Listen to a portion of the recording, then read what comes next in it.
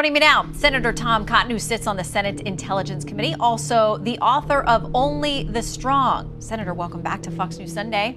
Thank you, Shannon. It's good to be back with you. Okay, so you're on the Senate Intel Committee. Maybe you can help us out a little bit more with this timeline. General Keane, familiar to our viewers, says it's his belief that we knew about this when it left mainland China. We would have a way to track it over the Pacific. He's questioning why we didn't take it out then. Here's what Bloomberg said about why we didn't know more about it after it entered U.S. airspace January 28th. It says, with such a high-profile trip at stake, meaning the Secretary of State going, keeping it on the down low was key. The White House opted not to inform the American public. Events, however, soon forced Biden's hand.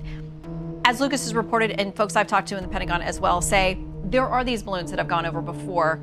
So at what point do you have to tell the American public or not? Well, Shannon, what began as a spy balloon has become a trial balloon, testing President Biden's strength and resolve. And unfortunately, the president failed that test. And that's dangerous for the American people. The president was paralyzed for an entire week by a balloon.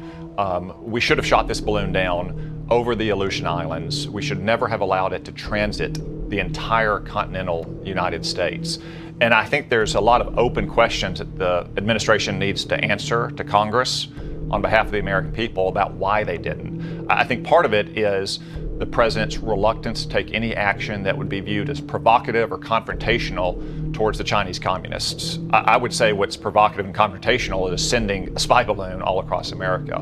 But second, I do believe the administration wanted to salvage the Secretary of State's trip on Friday night, and they got through Thursday afternoon. Thankfully, civilians in Montana and the Billings Gazette identified this balloon and blew the whistle on it, and finally the administration fessed up to the American people. It took another 12 hours before the Secretary of State canceled what was already an ill-advised trip. So I think there's a lot of answers for the administration to provide the American people. So let me ask you about that, because you call